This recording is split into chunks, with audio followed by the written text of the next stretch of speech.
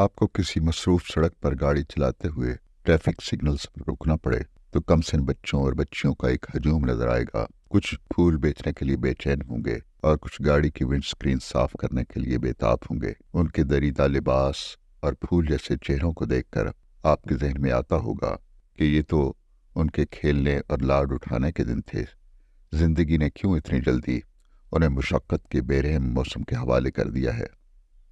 ये वो बच्चे हैं जो किसी स्कूल की दहलीज तक नहीं पहुंच सके या स्कूल से ड्रॉप आउट हो गए। पाकिस्तान जिन मसाइल से दो चार है, इनमें एक कम शरे खानदगी है। अब जबकि हम 21वीं सदी में दाखिल हो चुके हैं, जो इल्म और मालूमात की सदी है, हमें 3 बड़े तालीमी चैलेंजेस का सामना है। पहला चैलेंज बच्चों की एक कसीर तादाद की स्कूलों तक अदम रसाई है। दूसरा चैलेंज मेयार की कमी का है और तीसरा चैलेंज स्कूलों से बच्चों के ड्रॉप